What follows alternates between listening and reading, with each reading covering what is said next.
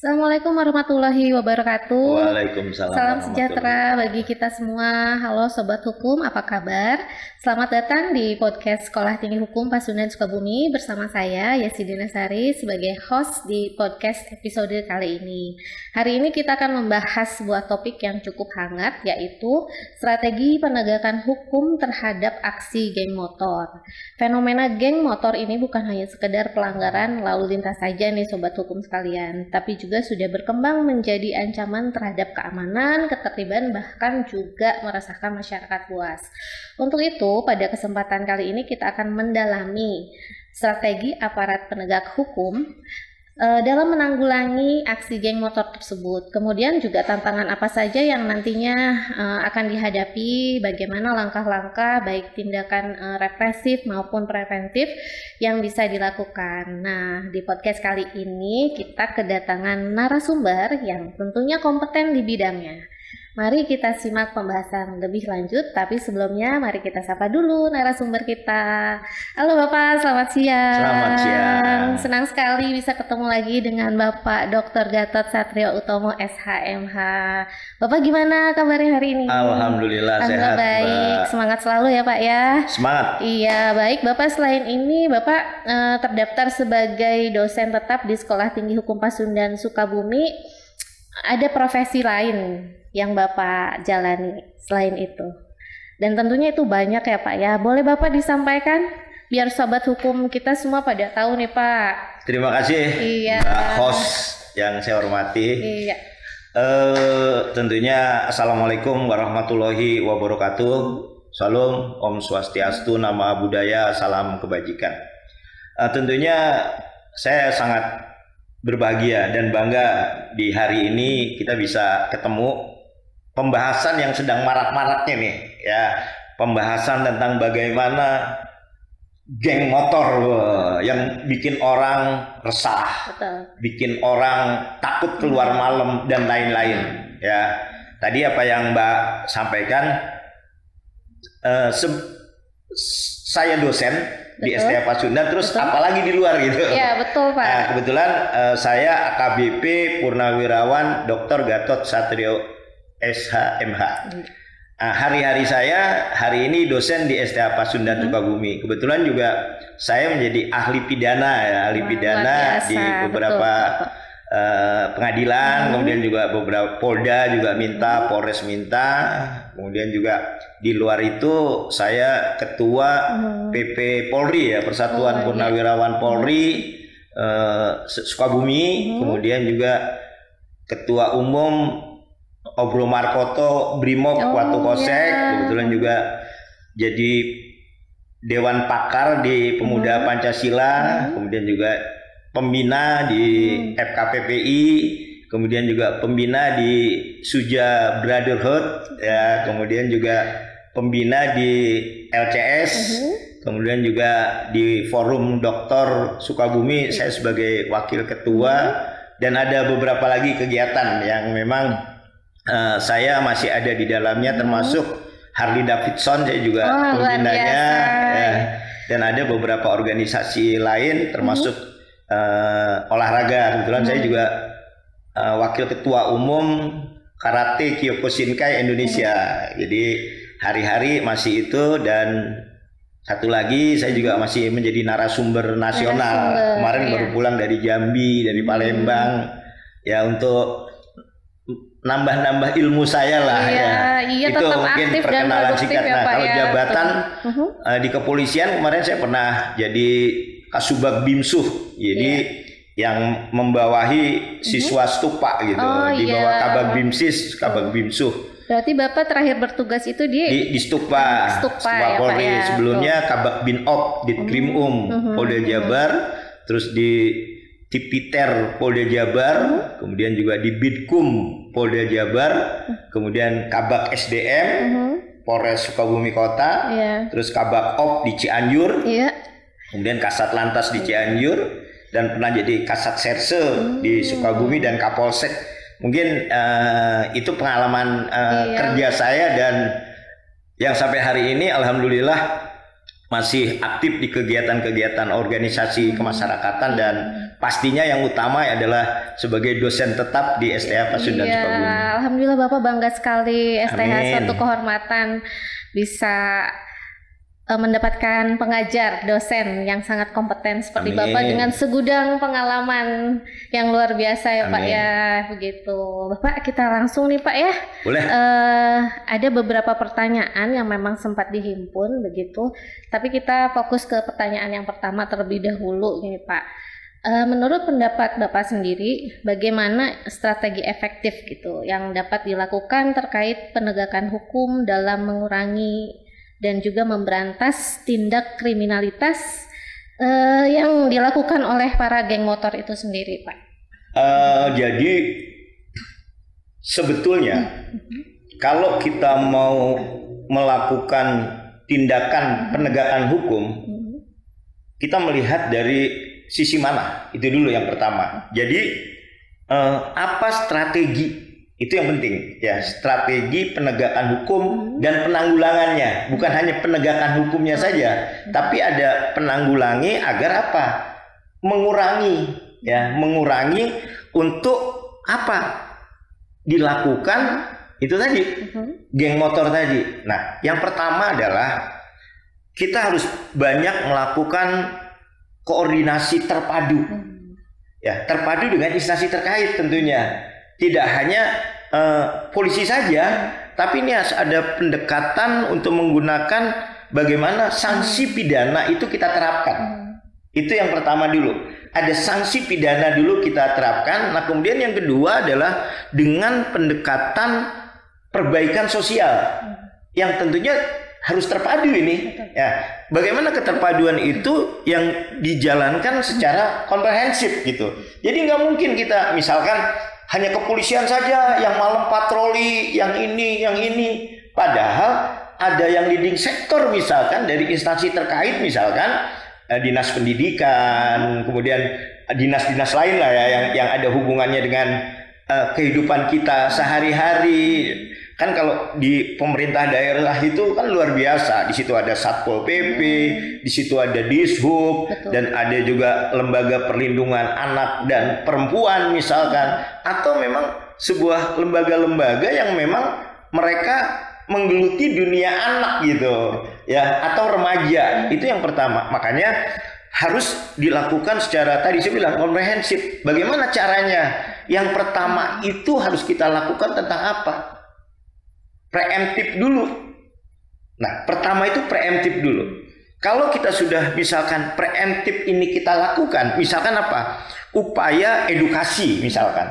Upaya edukasi itu dengan tujuan membentuk sebuah pandangan masyarakat tentang ini loh bahayanya geng motor, ini loh kalau terjadi ini maka ini gitu. Nah, itu yang harus kita lakukan agar apa? Bukan hanya pelaku geng motor, tapi warga masyarakat juga kita ajak partisipasi dia. Ya, bagaimana adanya kesadaran dan tingkatkan kesadaran hukum. Nah, itu dulu, preemptif dulu. Jadi kita dengan mengadakan sosialisasi, kemudian kita juga mendatangi yang kita anggap ini kelompok geng motor gitu. Dan yang kita lakukan tidak langsung penegakan hukum gitu, tapi bagaimana mereka, kita tahu latar belakangnya. Pendekatan terlebih dahulu mungkin. Nah, kan hampir pada umumnya latar belakangnya geng motor itu dari kelompok-kelompok tertentu. Dan untuk kelompok yang mungkin lebih high, nggak mereka bukan di situ. Mereka pada motor-motor yang besar, motor-motor yang memang sudah jelas itunya. Karena yang ilegal ini yang harus kita lakukan, bagaimana membina mereka. Ya, nah tentunya upaya edukatif ini yang penting dengan tujuan bahwa pandangan masyarakat itu tentang kejahatan, tentang pemidanaan kita sampaikan tuh biar tahu nanti. Itu yang pertama, preemptif. Nah, kemudian yang kedua, bagaimana preventifnya? Ya, pencegahan. Nah, dengan adanya misalkan di lokasi ini terjadi sering kumpulnya geng motor misalkan, ya preventif, polisi patroli di sana, dari dinas misalkan tertentu, ayo sama-sama, kita sama-sama. Jadi jangan lagi berbicara tentang, oh saya nggak ada dana untuk patroli, saya nggak ada ini. Kan kalau udah begitu akhirnya terjadi pembiaran. Nah nanti begitu terjadi, semua saling menyalahkan. Ya kayak kasus yang terakhir misalkan di Saat misalkan, ya yang ditangkap sampai terjadi pembunuhan. Ya kebetulan kemarin pada saat gelar perkara, saya jadi saksi ahlinya tuh, ya masalah itu gitu. Jadi bagaimana peran serta semuanya, ya polisi dengan perannya, dinas-dinas dengan peran-perannya. Nah masyarakat juga dengan perannya, mau melaporkan. Nah kan kadang-kadang masyarakat ini nggak mau melaporkan karena takut nanti diancam, takut segala macam. Nah akhirnya apa? Buntu gitu. Nah inilah makanya strategi yang memang harus kita lakukan. Makanya di kepolisian itu ada dulu namanya FKK, faktor korelatif kriminogen. Nah faktor korelatif kriminogen itu apa sih? Jadi kita harus tahu nih, kalau ada anak-anak naik motor kumpul, nah ini bakal terjadi sesuatu nih. Ya minimal kita datengin untuk mencegah. Nah ada namanya dulu polis hasar. Bagaimana polisi hadir di situ untuk melakukan itu tadi. Kalau setidaknya kalau ada polisi yang sering patroli nongkrong, orang juga mau melakukan kejahatan mikir tuh. Ya geng motor, kenapa? Geng motor itu pinter. Begitu polisi ada di sini, institusi di sini, dia kabur ke tempat yang lain. Jadi kayak teori balon gitu. Jadi di ini melembung, sininya melembung lagi, ini ditekan, kemana aja dia. Nah selama, makanya kenapa dia polis hasar, agar tidak terjadi apa? Ancaman faktual. Nah agar tidak terjadi gangguan nyata. Nah, kan kita lihat sendiri, mereka kalau sudah jalan itu bawa golok, bawa segala macem, nggak ada tuh rasa takut gitu. Seakan-akan jalan raya itu milik dia. Makanya ada peraturan Kapolri yang terbaru itu ada yang disebut dengan potensi gangguan. Itu tadi faktor korelat. Jadi potensi gangguan, misalkan kita lihat gini, depan sekolah kita di STH gitu, jam 9 malam banyak motor, pada knalpotnya bising segala macam. Nah itu namanya potensi gangguan. Nah kita misalkan sama seperti mahasiswa kita datang ke kampus, motornya knalpotnya bising, nggak pakai segala macem. Kita sudah harus patut menduga nih bahwa anak-anak kita, mahasiswa kita ini kalau siang jadi mahasiswa, mungkin jadi malamnya jadi oknum geng motor kan gitu. Nah itu yang disebut dengan potensi gangguan. Jadi potensi itu harus kita lakukan. Nah kalau udah potensi gangguan itu, maka ada namanya ambang gangguan. Potensi ambang gangguan itu. Jadi ada potensi gangguan, ada ambang gangguan. Itu yang tadi polis hasar, perlu kehadiran polisi, masyarakat perlu di ini. Jadi semua bagaimana tindak pidana itu tidak terjadi gitu. Jadi kan adanya koordinasi dan juga kolaborasi dari berbagai instansi gitu. Nah, makanya itu yang saya bilang tadi. Jadi kalau sudah terjadi misalkan ambang gangguan itu udah, contoh misalkan di tempat ini datang kita sambil ngasih ini diskusi sama para itu, akhirnya kan mereka malu sendiri agar tidak apa terjadi gangguan nyata. Itu yang penting. Nah yang ketiga, harus ada tindakan represif pastinya. Karena kalau kita hanya pencegahan kemudian kita biarkan mereka untuk melakukan kejahatan, terutama kenapa? Geng motor, para pelaku-pelaku ini dia tidak segan-segan melakukan pencurian dengan kekerasan. Betul, Pak. Gebukin orangnya, motornya dibawa, itu kan pencurian dengan kekerasan yang mengakibatkan orang luka atau sampai meninggal dunia. Atau mereka misalkan melakukan apa? Penjambretan 368, pemerasan dan lain-lain sampai dengan penganiayaan. Baik penganiayaan ringan, berat dan tajam, berat gitu. Nah, di situ mengakibatkan kematian juga, karena mereka rata-rata membawa senjata tajam. Maka penegakan hukum itu harus jelas, harus tegas. Kalau dia membawa senjata tajam, ya pakai undang-undang darurat nomor 12 tahun 51. Nah, itu yang lebih ininya. Nah, inilah kenapa penegakan hukum itu harus betul-betul sesuai dengan kadarnya. Artinya kita juga tidak boleh keras sekali gitu, karena kan pelaku-pelaku ini ada yang di bawah umur, kadang-kadang ada yang dewasa dan mereka ikut-ikutan gitu. Nah itu yang, 3 hal. Nah yang terakhir itu yang tidak kalah pentingnya adalah kuratif. Nah kuratif ini bagaimana kita melakukan tindak lanjut perbaikan terhadap siapa? Para pelaku yang sudah diamankan, yang sudah dipidana. Jangan sampai mereka begitu keluar dari tahanan malah kembali lagi jadi gangsternya. Nah ini yang harus kita lakukan. Jadi bagaimana strategi kita untuk hal ini. Jadi agar apa? Jadi kejahatan ini harus betul-betul kita konsolidasikan. Biar supaya apa? Antara kita ada integrasi antara aparat penegak hukum. Itu yang penting. Nah kalau aparat penegak hukumnya tidak berintegrasi yang bagus, nanti penyidik capek-capek itu polisi nyari sampai malam siang malam dia patroli sampai nangkep. Begitu di tahap berikutnya misalkan dakwaannya rendah, ringan. Udah begitu pas sampai pengadilan hukumannya sangat ringan gitu. Jadi efek jerahnya kurang ya Pak ya. Tidak ada. Nah inilah yang harus, makanya strategi criminal justice system itu harus betul-betul penyidikannya jelas, penuntut. Jadi hakim itu juga bermain dengan yaitu tadi. Oh ini meresahkan loh. Ya kan anak di dalam undang-undang perlindungan anak berbeda. Tapi kan kita lihat nih aktor intelektualnya. Ya siapa aktor intelektual sehingga apa? Jadi pentingnya pendidikan, kemudian karena apa? Regulasinya harus terus kita mainkan. Karena apa? Kalau regulasi ini tidak kita lakukan dengan baik, maka yang terjadi adalah penegakan hukum yang sia-sia gitu. Nah untuk itu perlu, karena ini kan ada beberapa faktor. Contohnya faktor ekonomi. Itu kan berpengaruh sama mereka. Ya. Lumayan malam-malam nyolong motor dijual kan lumayan. Nah, faktor apa lagi? Faktor sosial, culture budaya kadang-kadang. Kalau saya nggak jadi geng motor kayaknya nggak hebat nih saya. Ya, nggak gagah mungkin Pak. Nah, gitu.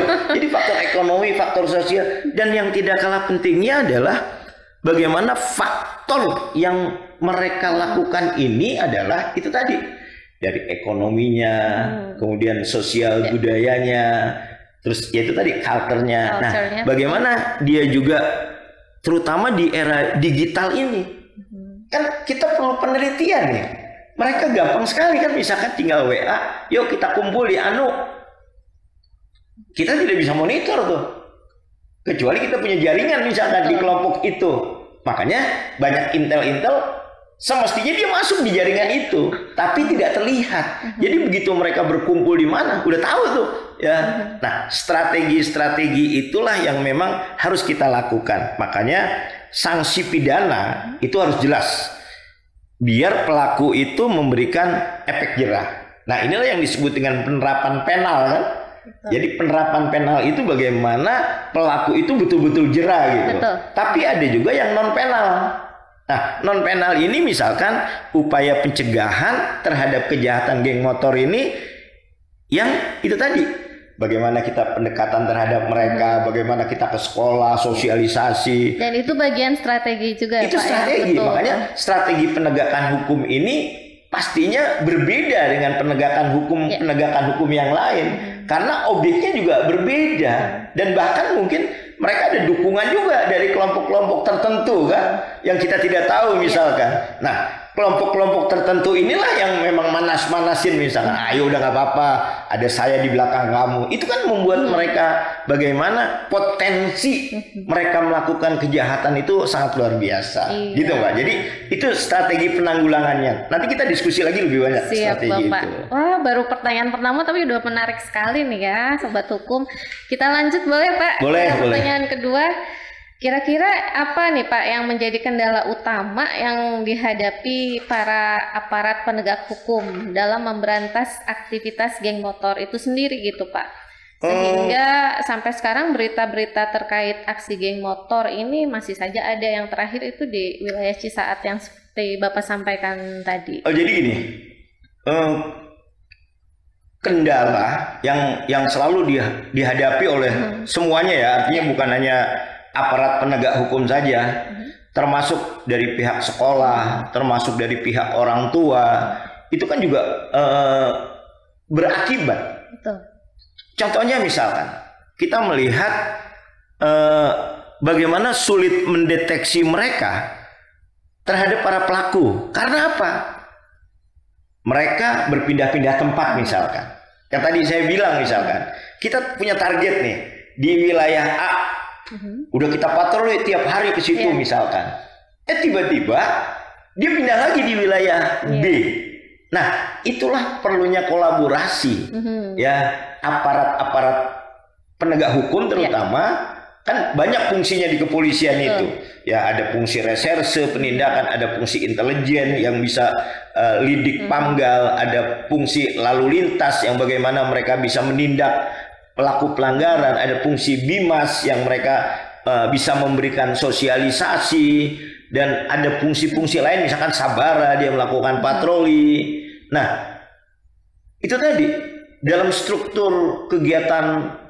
Makanya ada di kepolisian itu bagaimana menciptakan Kamtibmas itu dengan model yang berbeda gitu misalkan ya. Jadi misalkan yang biasa di sini kita harus lakukan ini perpindahan gitu. Nah, jadi kendala kita yang kita lakukan itu tadi karena mereka hampir gitu ya, hampir tahu situasi, kapan saatnya beraksi, polisi itu patroli, dia di mana, karena mungkin dia juga sama punya jaringan, ada di depan kantor polisi mungkin, itu ada polisi mau patroli tuh, udah ini dulu ngumpet dulu misalkan, nah yang penting itu bagaimana terus dari dinas-dinas terkait mau bersama-sama, jadi pernah waktu saya Kabakop dulu, saya melibatkan semuanya, ya dari institusi terkait, dari teman-teman TNI kita ajak semuanya, ya dari dinas pendidik kita patroli sama-sama gitu, ya. Tapi kan kekuatan mereka beda dengan kekuatan kita, apalagi kalau kami TNI Polri udah biasa lah begadang gitu. Nah teman-teman yang bukan di luar itu kadang-kadang jam 1 malam udah mulai nguap-nguap tuh. Padahal kerawanan itu terjadi pada saat jam-jam segitu gitu. Ya kerawanannya. Jadi harus itu tadi. Jadi bagaimana mereka itu cepat sekali pindah-pindahnya. Ya. Dan itu sebetulnya juga memang pekerjaan kita dan bukan kendala, tapi itu juga dijadikan kendala kan. Itu yang pertama. Kemudian yang kedua adalah bagaimana dukungan dari masyarakat. Betul. Ya, atau misalkan saksi yang tidak melaporkan gitu. Ya, jadi gimana kalau kita tahu kalau masyarakat sendiri nggak mau lapor gitu. Nah, kan masyarakat ini jaringan kita. Harusnya begitu ada kejadian dia lapor ke polsek misalkan. Pak, nih banyak kumpul nih rombongan yang mencurigakan di maka polisi yang di polsek misalkan atau yang tertentu dia akan datang gitu. Nah kalau masyarakat sendiri tidak pernah melaporkan, bahkan dia cuek atau bahkan dia takut, ini kan jadi kendala buat kita. Karena apa itu tadi? Jadi mereka takut diancam dan pada intinya ya ada sebagian masyarakat tidak kooperatif gitu. Jadi harusnya setiap ada kan patut diduga kalau kata bahasa hukum. Ini nggak mungkin nih rombongan Vespa misalkan atau motor tertentu, geng motor nggak mungkin, karena dia udah nongkrong tertentu, bawa bendera misalkan, cuma duduk-duduk aja, dan kita monitor jam 11 kita himbau dia pulang. Nah ini yang geng motor kan, dari gang ini, dari gang ini, dari gang ini kumpul prot, bawa golok, bawa samurai, wang, nah jalan. Itu yang kedua. Nah yang ketiga adalah kendalanya adalah kurang profesionalnya.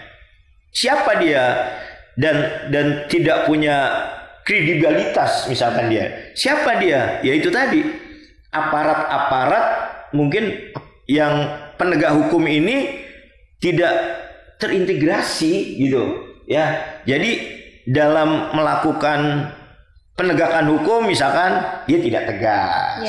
Itu yang saya bilang tadi. Udah polisinya capek-capek nyari kemana-mana, begitu di persidangan Vonisnya itu ringan, nggak tegas gitu.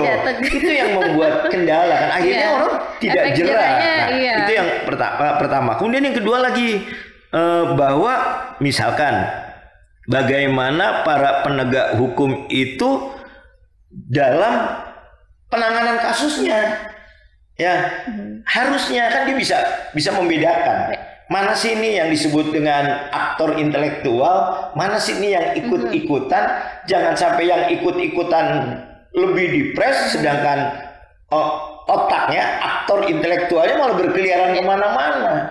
Nah, itu yang saya bilang perlu profesional. Jadi aparat penegak hukum bukan hanya polisi ya, semua.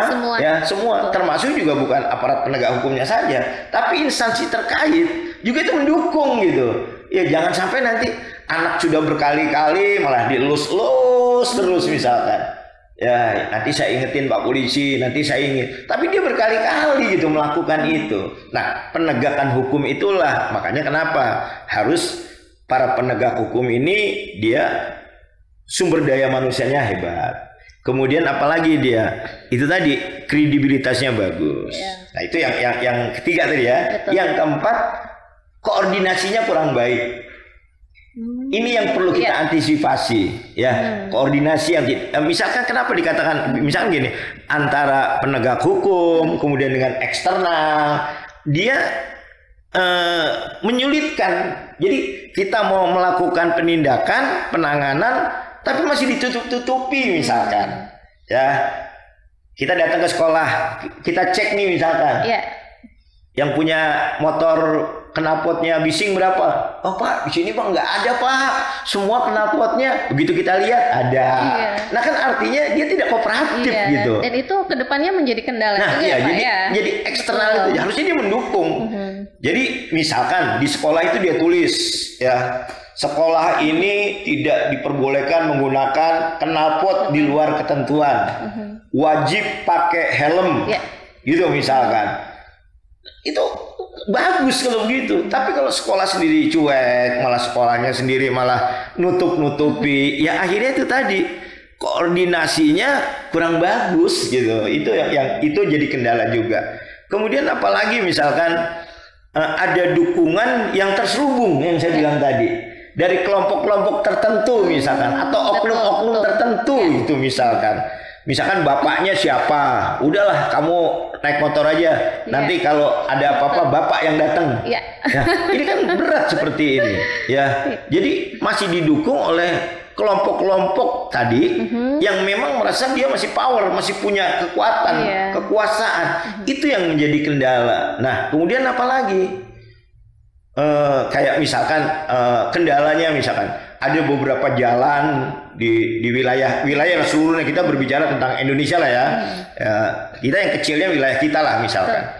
Masih ada jalan yang apa misalkan tidak pakai lampu penerang, masih ada lokasi-lokasi yang tempat anak-anak nongkrong tapi tidak pernah tersentuh misalkan. Ada kelompok-kelompok yang memang sering mengcustom motor gitu, menghancurkan motor. Padahal kan undang-undang jelas di Undang-Undang Lalu Lintas dan Angkutan Jalan. Kalau ada motor yang di custom tidak sesuai, bisa dilakukan penindakan kan? Sudah jelas ya Pak? Sudah jelas. Saya kemarin bimbingan skripsi saya ada 2 tuh. Betul. Ya, itu bisa dilakukan. Tapi itu tadi banyak motor-motor yang nggak jelas, yang ceper-ceper, knalpotnya bising. Itu jadi penegakan hukum itu harus dari sana. Jadi kalau kita sudah tegakkan hukum, orang juga pikir, wah saya nggak berani keluar siang. Nah kadang-kadang mereka sengaja keluar siang biar kelihatan orang motor saya bagus, knalpot saya bising. Nah artinya apa? Dukungan-dukungan terselubung inilah dari pihak-pihak lain yang harus itu kita sosialisasi ke tokoh masyarakat dan lain-lain, biar yang terselubung ini mereka juga mikir gitu. Wah kalau anak saya begini-begini, ya udah tegakkan hukum aja. Ya, apalagi kalau dia misalkan dewasa, udah sesuai dengan aturan. Kalau dia anak-anak, pastinya pakai Undang-Undang Perlindungan Anak dan itu tadi peradilan anak. Nah, yang terakhir adalah yang agak menjadi kendala adalah mereka itu brutal, mereka itu anarkis. Betul Pak. Betul nggak? Iya. penegak hukum mau melakukan tindakan sesuai dengan ketentuan undang-undang misalkan, mau diskresi kah, mau tindakan lain, tembak itu, apa nggak jadi masalah? Sebetulnya itu bisa saja nodwir atau overmark gitu, atau tindakan lain. Tapi menjadi dilema kan Pak ya? Itu menjadi dilema gitu, menjadi dilema. Betul. Oh, ini penegak hukum kok cuma begitu aja kok ditembak, kok jadi ini. Padahal dia sudah meresahkan, padahal dia sudah anarkis. Nah, makanya tadi kalau kita berbicara tentang di KUHP aja, di pasal 5-nya ada tindakan lain. Nah, tindakan lain ini macam-macam, tidak melanggar HAM, patut dan wajar dan lain-lain. Nah, makanya di sini bagaimana kekerasan itu karena apa? Geng motor itu selalu melakukan tidak terduga. Betul nggak? Nggak terduga. Jam berapa dia keluarnya kita nggak tahu kadang-kadang. Lokasinya juga nggak tahu. Teridentifikasi ya Pak. Jadi, ya. Betul. Aparat itu agak sulit mengantisipasinya. Gitu Mbak. Betul. Bapak sebelum lanjut boleh di. Waduh, makasih Mbak. Terima kasih. Aduh, Bapak semakin menarik sekali nih Pak ya. Kayaknya kita butuh waktu yang lebih panjang nanti untuk bisa ngobrol lebih banyak. Boleh Pak, kita lanjut lagi ke pertanyaan selanjutnya. Tadi kan sempat dibahas juga kita harus ada koordinasi dan juga kolaborasi nih Pak. Ya. Terutama dengan masyarakat. Ya. Masyarakat itu harus mau menyampaikan bahwa di wilayahnya mungkin atau di wilayah yang terlewatinya ada potensi gangguan itu tadi begitu Pak ya. Sepengalaman Bapak selama bertugas, sejauh mana sih Pak keterlibatan masyarakat dan tokoh masyarakat itu dalam mendukung keberhasilan penegakan hukum dari pemberantasan geng motor itu tadi? Itu sangat penting banget ya. Karena peran serta tokoh masyarakat, tokoh agama, tokoh pendidikan. Pernah nggak Mbak Yesi begitu masuk kelas SD, gurunya ngomong aja, hati-hati, nggak boleh geng motor ya, nggak boleh gini. Pernah dengar nggak?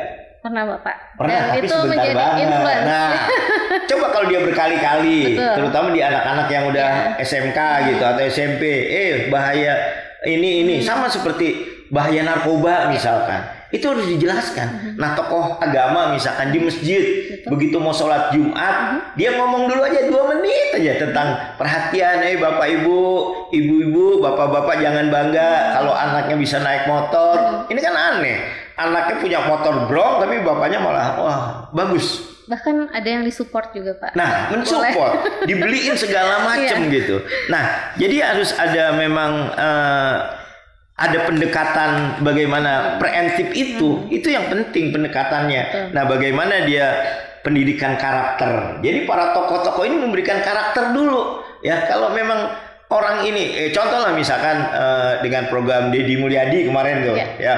Jadi yang nakal itu masuk barak gitu misalkan. Ya kan karakternya dirubah. Dan menurut Bapak itu cukup efisien nggak? Dan itu cukup kena nggak? Tapi harus berkesinambungan.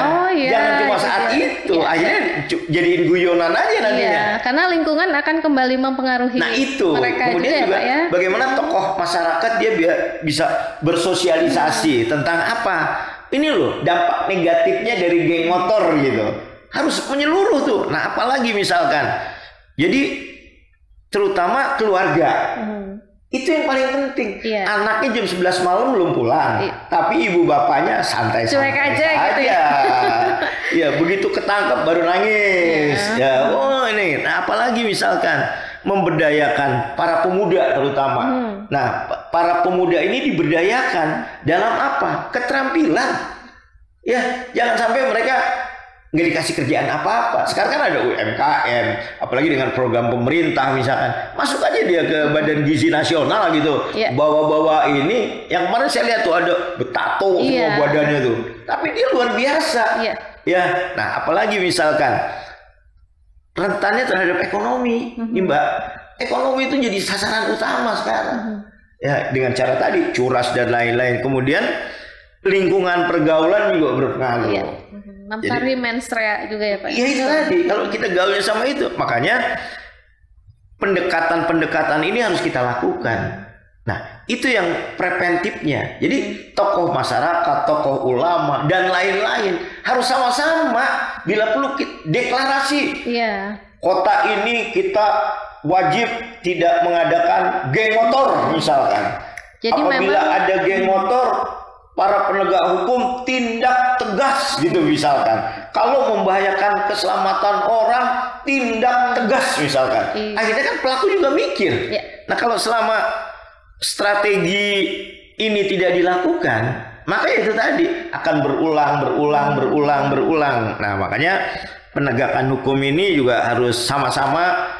Oke, ada bagiannya. Tapi kan masyarakat ini harus, tokoh masyarakat dan lain harus turut serta. Iya, turut serta. Jadi Nah, itu cukup esensi ya Pak ya. Sangat esensi sekali dan efektif. Gitu ya, dan efektif gitu. Itu yang penting. Dan circle terkecil yang dapat membentuk karakter dari seorang anak yang memang ketika jadi geng motor itu adalah keluarganya itu sendiri. Karena kejahatan itu berawal dari yang kecil. Ya, betul. Karena keluarga itu circle terkecil dan Itu. penentu gitu ya Pak ya. Betul. Misalkan kamu nggak boleh naik motor. Bapaknya pakai naik motor juga yang bising. Dan kadang masih terlalu dini usianya sudah diajarkan. Udah diajarkan.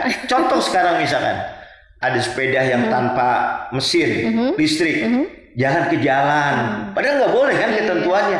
Tapi bapaknya dengan bangga nyuruh beli sesuatu lewat jalan raya. Dan begitu sekarang ada fenomena sepeda listrik, Pak. Nah, itu tadi itu yang jadi begitu. Banyak hal. Ya. Apa nggak mungkin juga nanti geng sepeda listrik malam-malam?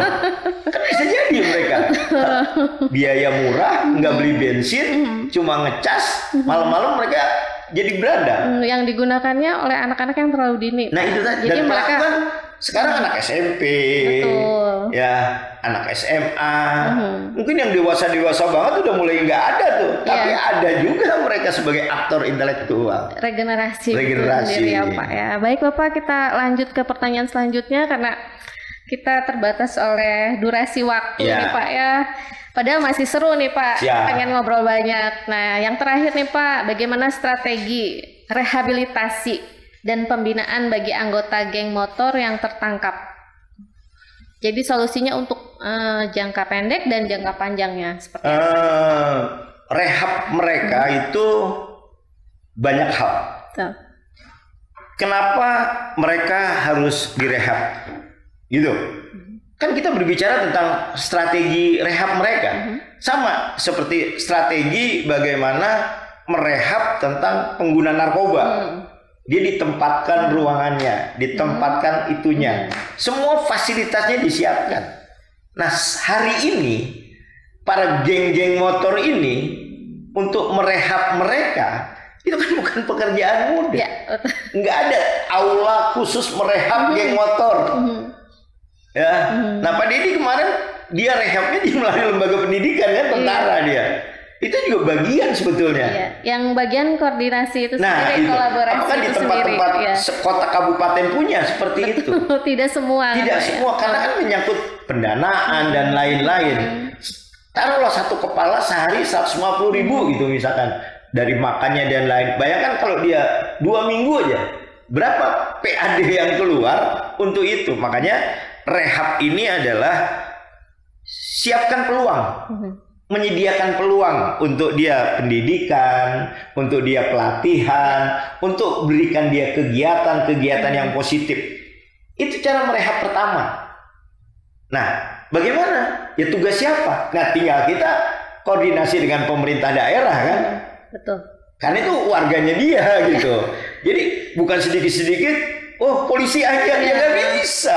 Ya tetap aja harus bersama-sama gitu. Jadi harus, itu tadi yang kita awal bilang, harus koordinasi dan berkolaborasi. Betul. Ya, siapa berbuat apa, itu yang pertama. Jadi siapkan sarana pendidikan, siapkan misalkan sarana pelatihan, siapkan juga mereka mau diapain mereka, suruh kerja ngapain kek, ya biar mereka tersalurkan gitu. Jadi nggak ada lagi niat kesempatan untuk melakukan kejahatan gitu yang berupa geng motor. Itu yang pertama. Kemudian yang berikutnya adalah strateginya penegakan hukum yang tegas. Penegakan hukum yang tegas. Karena kalau tidak tegas, kemudian juga pengawasan oleh masyarakatnya nggak ada, akhirnya Ponisnya biasa aja. Jadi begitu ketangkep, warga masyarakat atau organisasi kemasyarakatan monitor tuh sampai sejauh mana nih penegakan hukumnya. Tahu lah baru ditangkap kok udah bebas itunya. Oh ternyata itu tadi gitu. Itu rehabnya. Kemudian yang ketiga adalah bagaimana penguatan kolaborasi antar lembaga secara aktif. Betul. Ya bukan selesai. Yuk geng motor bikin banner di mana-mana, tapi begitu selesai angkat-angkat ayam gitu, cuma ramenya sebentar tapi nggak ada lanjutnya. Nah inilah diperlukan peran aktif masyarakat. Berarti harus continuity ya Pak ya. Seperti yang contohnya adalah dititipkan ke barak itu tadi. Nah itu, jadi harus ada misalkan di kota kabupaten kita punya gitu, ada sebuah badan yang memang ngurusin itu. Khusus gitu ya Pak. Khusus ngurusin anak-anak nakal misalkan. Nah kemudian apalagi? Kontrol sosial. Betul. Itu yang penting. Kan gini, perilakunya kita lihat. Kenapa sih anak ini nakal? Sekali-sekali kita bawa ke psikiater, ya ahli kejiwaan misalkan. Biar apa? Kita bisa mengendalikan mereka. Kalau mereka tidak bisa dikendalikan, minum di mana-mana. Karena mereka kan pasti minum dulu. Betul. Penjual miras di mana-mana, tidak pernah dioperasi mirasnya. Ya minuman, dan akhirnya mereka patungan beli minuman. Ya 5.000 dapat sebotol 40.000, minum dulu, timbul keberanian. Nah jadi harus pengawasan itu jelas. Nah apalagi misalkan pendekatan melalui apa agar nilai-nilai positif di mereka itu ada gitu. Jadi nilai-nilai positif itu apa? Ya contohnya misalkan bagaimana mereka melakukan kreativitas misalkan. Ya, saya dulu disebut geng motor, tapi sekarang saya jual kopi. Namanya klub mereka gitu misalkan. Tapi jualan kopi misalkan. Pasiennya banyak, pengunjungnya banyak. Dan akhirnya dia mengingetin, udahlah nggak usah kita gitu apa sih gunanya. Nah, jadi harus ada punya kasih kreativitas mereka biar supaya apa? Mereka lebih punya jalan gitu. Punya jalan, apalagi kan kalau kita ngelihat tentang anak-anak misalkan, ya, karena kita harus bisa membedakan gitu, mana sih penegakan hukum yang dilakukan terhadap orang dewasa, mana juga yang dilakukan terhadap anak-anak gitu, beda penanganannya. Makanya di sini untuk geng motor misalkan harus ada pendekatan yang berbeda dengan yang dewasa. Mengapa saya bilang pendekatan keluarga? Karena gini. Kalau anak-anak tidak boleh dikorbankan, karena dia juga jadi korban sebetulnya. Jadi belum tentu tuh si anak itu jadi pelaku. Mungkin diajak temennya, di segala macam, diiming-iming. Akhirnya apa? Nah, ada pressure itu. Jadi peran keluarga itu yang nomor satu. Jadi keluarga dulu. Ya, circle terkecil adalah keluarga dulu. Ya. Nah, kemudian apa lagi? Ada program pembinaan remaja yang kontinu, ya kayak programnya Pak Didi, ADM ya. Itu kan sekarang nggak ada lagi tuh hilang tuh, pro dan kontra kan.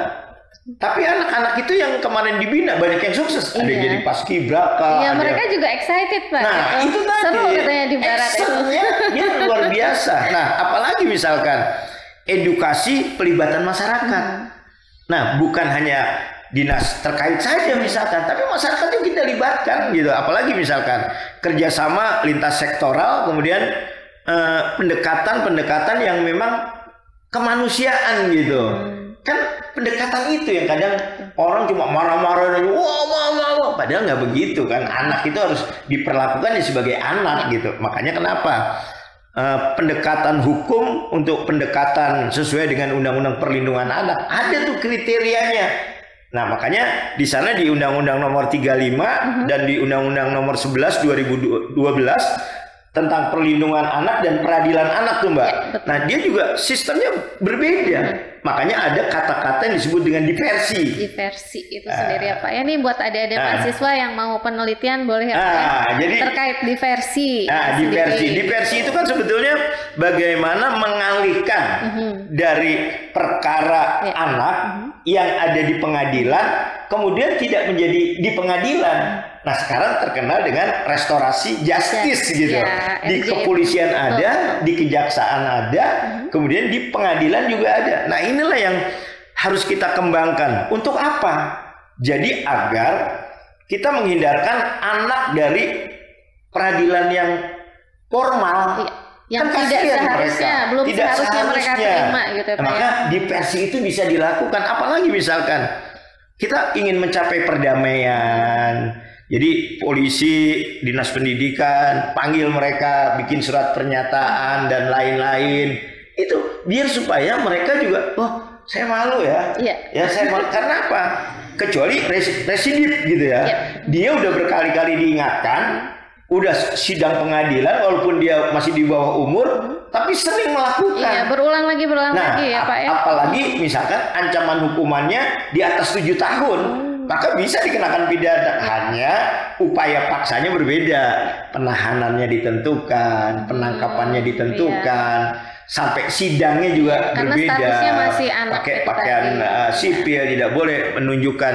Nah, ini untuk apa tujuannya? Agar mereka punya rasa tanggung jawab gitu. Saya kok melanggar tapi kok oleh aparat penegak hukum kok dibaikin gitu. Nah itu kan yang tujuan utama. Tujuan hukum itu kan ada 3 Mbak. Ada nggak manfaatnya?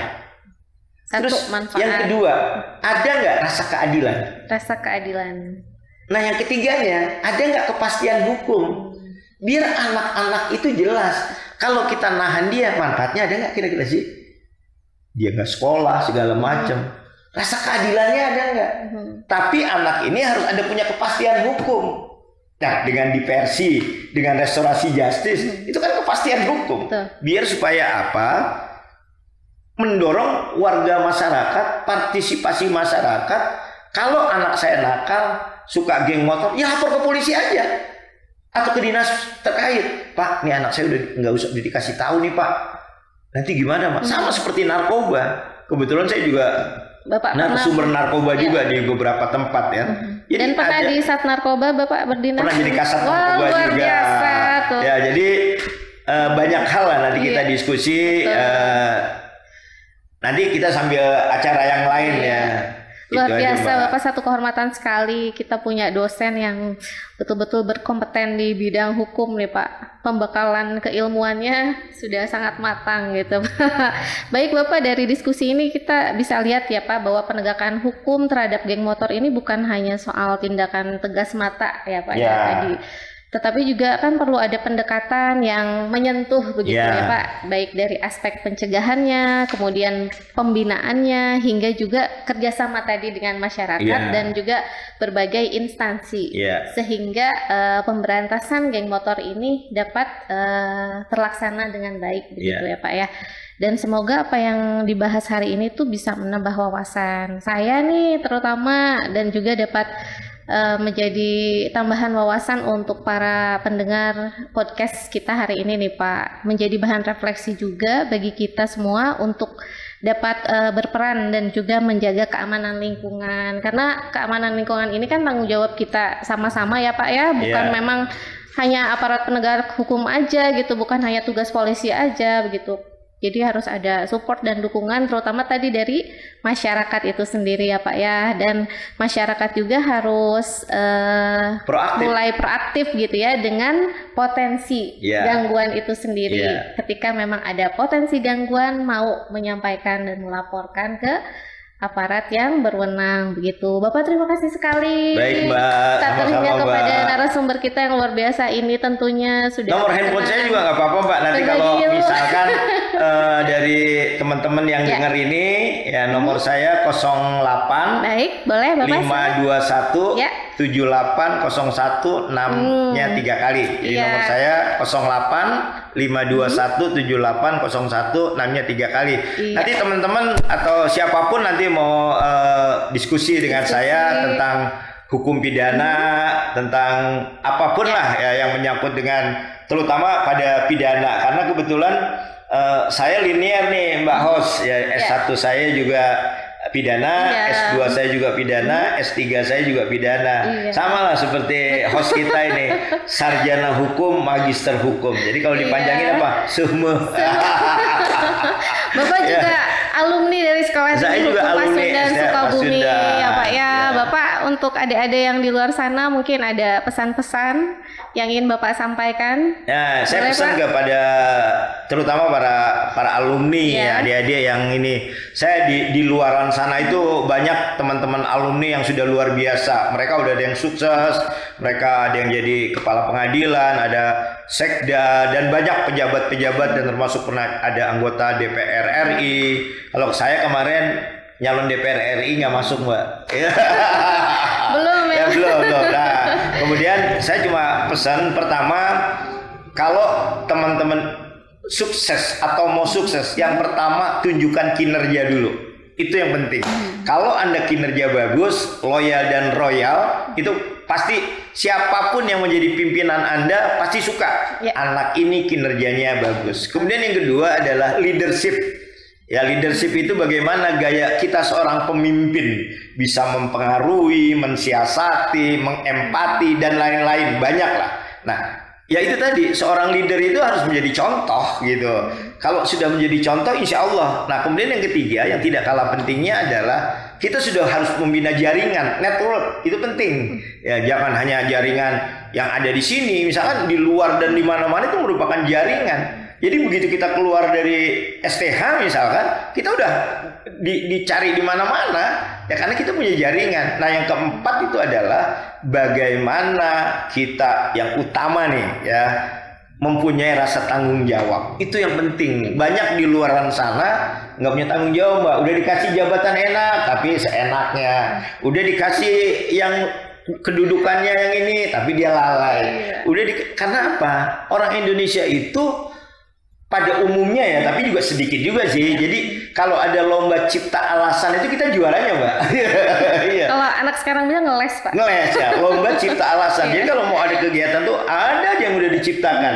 Nah, yang terakhir itu harus memiliki apa? Kompetensi. Kalau hari ini teman-teman adik-adik misalkan kuliah, ya udah kuliah yang benar biar supaya pada saat nanti Anda keluar mau jadi penasihat hukum, mau jadi jaksa, mau jadi polisi yang sudah berqualified gitu. Jadi yang udah best banget gitu. Jadi udah siap pakai, siap guna gitu.